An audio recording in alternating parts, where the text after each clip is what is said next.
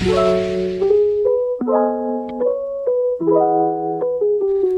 semua, apa kabar? Baik ya? Semoga segala aktivitas kalian diberi kemudahan. Yang sakit, semoga lekas sehat. Yang lagi punya utang, semoga cepat lunas. Percayalah tiada kisah tanpa makna dan semuanya akan baik-baik saja. Pada kesempatan kali ini H2Q 1001 Cerita akan menceritakan sebuah film action yang berjudul Bloodshot. Film ini dibintangi oleh Vin Diesel yang kita tahu kualitas akting beliau tidak diragukan lagi seperti aktingnya dalam film Fast and Furious. Tapi pada kesempatan kali ini beliau tidak main film kebut-kebutan, akan tetapi memerankan sebagai seorang superhero yang menumpas kejahatan dan menegakkan keadilan. Bloodshot diadaptasi dari komik bestseller buatan Valiant Comics berjudul sama, digarap oleh sutradara Dave Wilson. Beliau termasuk sutradara pendatang baru, tapi tidak diragukan lagi kualitasnya. Film ini dibintangi beberapa aktor dan aktris terkenal seperti Vin Diesel sebagai Ray Grierson, Guy Pearce sebagai Dr. Emil, dan Izzy Gonzalez sebagai Katie. Film diawali dengan adegan sekelompok tentara yang mendapatkan misi menyelamatkan sandera di daerah konflik yang dipimpin oleh Letnan Ray. Misi penyelamatan berjalan sukses sekalipun Letnan Ray harus tertembak di perutnya. Seusai menjalankan misi tersebut, para tentara kembali ke pangkalan militer, di mana di situ terlihat seorang wanita bernama Gina yang tidak lain adalah istri Letnan Ray. Setelah sukses dalam misi penyelamatan, semua tentara itu mendapatkan jatah libur beberapa hari. Dan momen ini dimanfaatkan Ray dan istrinya untuk berlibur di pantai sekaligus mencari penginapan di sana. Mereka melepas rindu di tempat itu penuh dengan kebahagiaan. Tidak terasa pagi pun tiba, Ray terbangun dengan istrinya tidak ada di sampingnya. Kemudian Ray membaca sepucuk surat yang memberitahukan jika istrinya keluar mencari sarapan. Di saat Ray sedang membersihkan diri, dia merasa ada sesuatu yang aneh di penginapannya. Ternyata ada dua orang tidak dikenal menyerang Ray dengan tiba-tiba. Ray, seorang juara tapak suci, sudah pasti dengan mudah mengalahkan mereka. Kemudian Ray bergegas keluar mencari Gina, dan ada laki-laki yang sengaja menabrakkan diri ke tubuh Ray. Dan ternyata laki-laki itu menyuntikkan obat tidur kepada Ray, yang seketika itu membuat Ray tertidur. Kemudian Ray terbangun dengan keadaan tangan dan kaki terikat di kursi dan dikelilingi beberapa orang yang bersenjata. Lalu ada orang yang tempo itu menabrak Ray, ternyata dia adalah ketua teroris yang bernama Martin X. Kemudian Martin bertanya kepada Ray siapa yang memberinya informasi tentang penyanderaan itu. Lalu Ray menjawab tidak tahu. Karena kesal dengan jawaban Ray, lalu Martin mendatangkan Gina agar Ray mau menjawab siapa yang memberinya informasi tentang penyanderaan itu. Dan lagi-lagi Ray menjawab tidak tahu karena memang Ray benar-benar tidak tahu. Martin semakin tampak kesal dan akhirnya membunuh Gina di depan mata Ray. Tak berselang lama Ray pun dibunuh juga. Dan kejadian ini adalah awal dari semuanya. It's gonna be okay. Bad news, baby. It's not gonna be okay.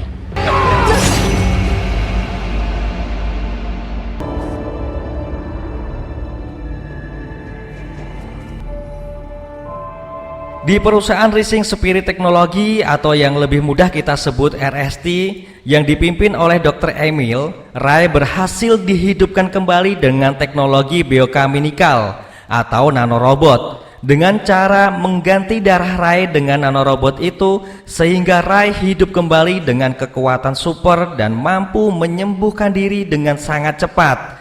Dan proyek ini dinamakan Bloodshot. Akan tetapi Ray belum begitu percaya jika dirinya sudah mati dan dihidupkan kembali. Karena jika dia mati, seharusnya ada anggota keluarga yang mencarinya. Kemudian partner Dr. Emil yang bernama Katie menjawab, jika seorang tentara yang mati dan tidak ada keluarga yang mengakuinya, maka tubuhnya bisa didonorkan. Mendengar kenyataan ini, Ray sangat sedih, akan tetapi Dr. Emil berusaha memberikan semangat untuk melanjutkan hidupnya kembali. Tak hanya itu, Dr. Emil tiba-tiba menyayat tangan Ray untuk mendemonstrasikan kekuatan nanorobot yang ada di tubuhnya. Dari sini akhirnya Ray percaya jika dia sudah mati dan dihidupkan kembali. Tidak hanya Ray yang mendapatkan keistimewaan dari teknologi biomedical itu, ada Katie yang memiliki paru-paru buatan yang tahan dengan berbagai gas kimia. Lalu Tip yang memiliki mata buatan super canggih yang bisa melihat semuanya. Kemudian yang terakhir ada Jimmy Dalton yang memiliki kaki buatan super canggih sehingga dia menjadi satu-satunya manusia di dunia yang bisa berlari sangat cepat. Dirasa Ray sudah terlalu lelah dengan semua kenyataan yang dia terima, lalu Ray meminta izin untuk tidur. Tiba-tiba Ray terbangun karena mimpi buruk.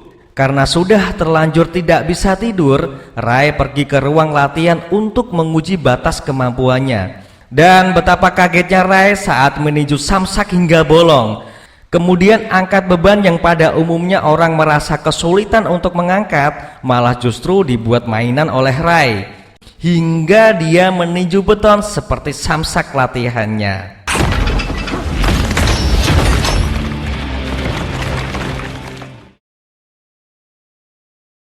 Kemudian Ray duduk di samping kolam dan di situ ada Katie yang sedang berenang.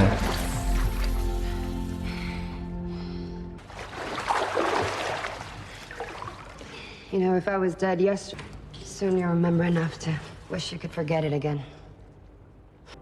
Lalu mereka melanjutkan obrolannya sambil minum limun. So I guess it's new beginnings.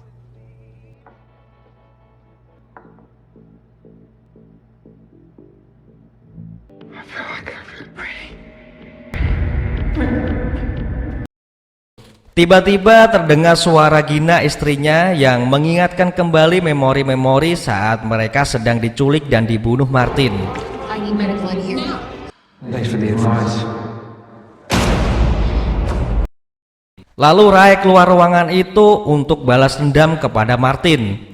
Untuk mengetahui keberadaan Martin, Ray menggunakan teknologi nanorobot yang ada di tubuhnya untuk mengakses server SRT, server Interpol, dan server seluruh jenis mobil di dunia agar keberadaan Martin dapat diketahui.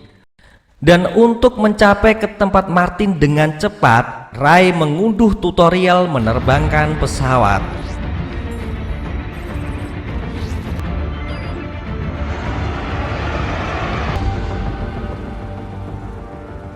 Di lain kesempatan terlihat iring-iringan mobil yang ternyata di situ ada Martin X dengan seluruh pengawalnya. Lalu tiba-tiba ada truk oleng yang menabrak rombongan mereka, dan disinilah kita akan tahu kehebatan Ray dengan teknologi nanorobotnya itu. Kita sebagai penonton akan dimanjakan teknologi CGI dalam pembuatan film ini.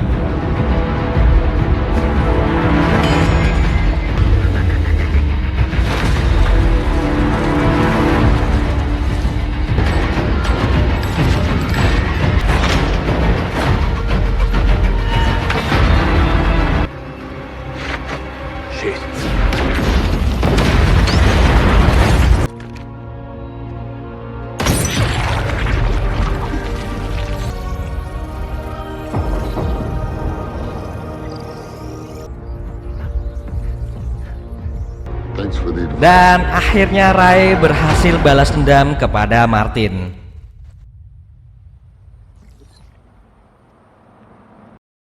Setelah Ray selesai dengan balas dendamnya, terlihat Katie, Tips, dan Jimmy menjemputnya. Mereka membawa Ray ke fasilitas SRT untuk diisi ulang kembali. Di sini kita jadi tahu jika Ray memiliki kelemahan, yaitu jika tubuh Ray terluka, maka fungsi nanorobot yang ada di tubuhnya akan melemah, sehingga perlu dicas ulang ke fasilitas Dr. Emil tadi.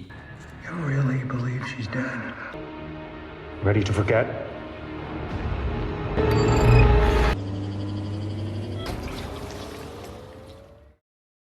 Di skin ini kita sebagai penonton akan diperlihatkan fakta bahwa Dari semua adegan tadi, mulai dari penyelamatan Sandra, terbunuhnya Ray dan istrinya, dihidupkan kembali Ray, dan aksi balas dendamnya kepada Martin, semua kejadian ini tidaklah nyata. Memang benar Ray sudah mati dalam tugas militernya, namun semua ingatan yang kita lihat di awal adalah rekayasa yang dimanipulasi dan dimasukkan ke pikiran Ray, termasuk Gina dan Martin.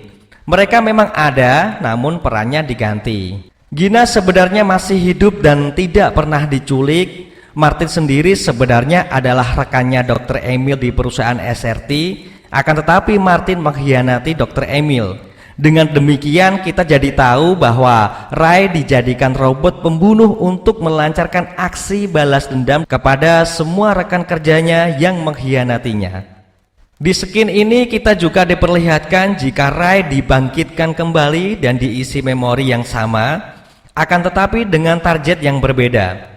Untuk memuluskan semua skenario ini agar Ray tidak curiga saat dia sadar, maka seluruh tim yang terlibat dalam proyek ini diminta untuk bersandiwara berulang kali, seolah baru membangunkan Ray dari kematiannya. Dan target kali ini adalah target terakhir dari Dr. Emil yang bernama Barry. Sama seperti Martin dan yang lainnya bahwa Barry juga mantan rekan kerja dari Emil yang mengkhianatinya. Dan Barry adalah target terakhir dari aksi balas dendam Dr. Emil melalui Ray. Singkat cerita, sampailah Ray di tempat Barry dan menghabisi semua pengamal Barry. Berbeda dengan korban sebelumnya, kali ini Barry merencanakan sesuatu dengan menyewa seorang hacker yang tak diragukan lagi kehebatannya. Beliau bernama Wigen, dengan tujuan untuk mematikan teknologi nanorobot yang ada di tubuh Ray dengan alat ciptaannya sendiri.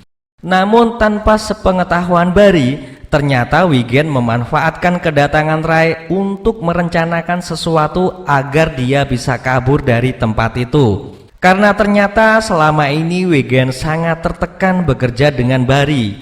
Akhirnya Barry pun mati di tangan Ray.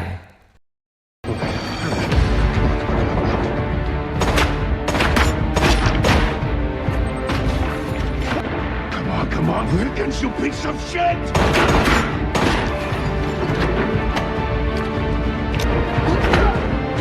You murdered my wife! I told you I'd find you. Setelah semua ini, akhirnya Ray dimatikan oleh Wigen dan dibawa ke markasnya. Di markasnya, Ray dihidupkan kembali dan Wigen menceritakan semua kebenaran jika selama ini Ray hanya dijadikan mesin pembunuh oleh Dr. Emil untuk melancarkan aksi balas dendamnya. Setelah mengetahui semua kenyataan itu, akhirnya Ray pergi mencari Gina istrinya dan mendapatkan kenyataan pahit jika Gina sudah memiliki anak dan suami. Lalu Gina menjelaskan kepada Ray jika hubungan mereka sudah putus 5 tahun yang lalu. Yang itu artinya kurang lebih selama 5 tahun Ray benar-benar diberdaya oleh Dr. Emil. Ray? Gina, What are you doing here? that doesn't matter. Because I'm home. We settled this. Daisy. Ray, I have a family now. When was the last time you saw me? 5 years ago. 5 years. Ray.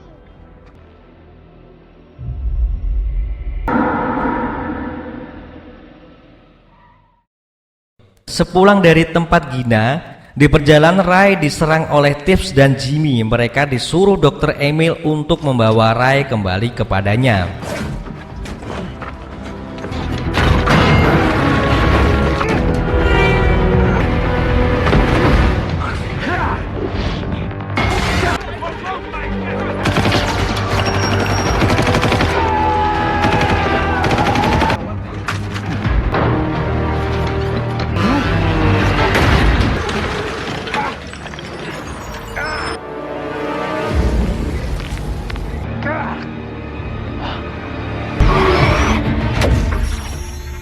Attack him.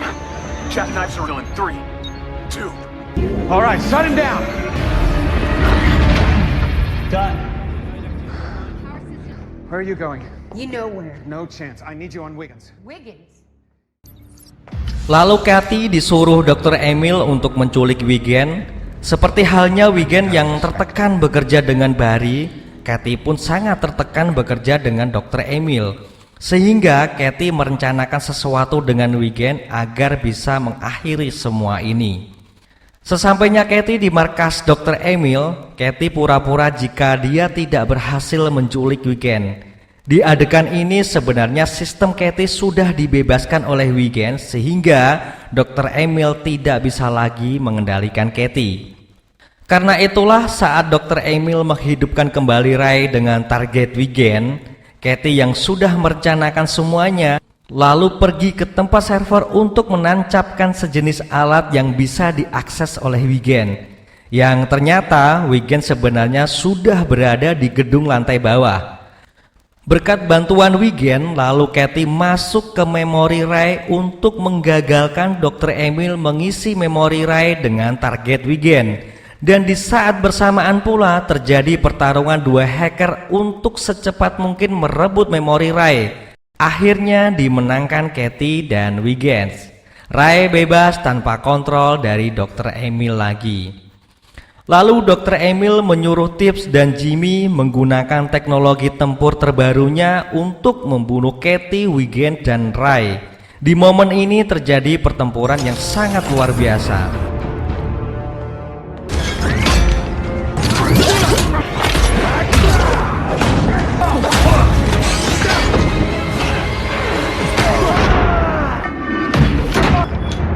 Right behind.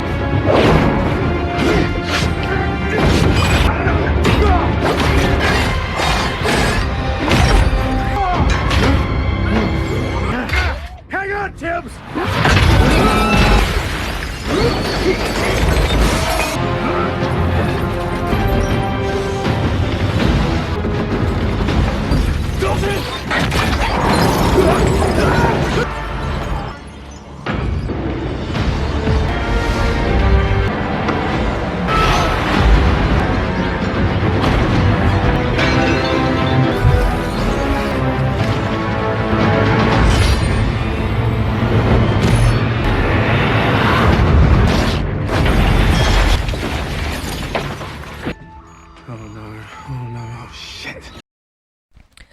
Saat Dr. Emil mau melarikan diri, dilemparlah potongan tangan robot ke mobilnya sehingga Dr. Emil tidak bisa melarikan diri dari Ray. Karena teknologi nanorobot adalah ciptaannya sendiri sehingga Dr. Emil tahu kelemahannya.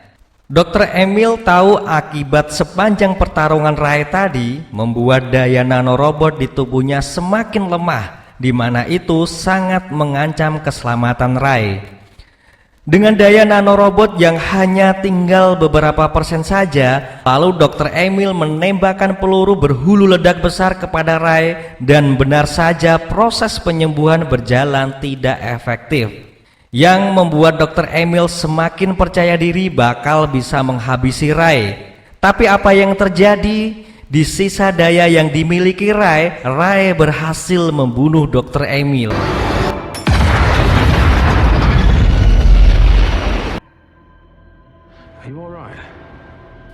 Dan akhir film, Wiggins berhasil menghidupkan Ray.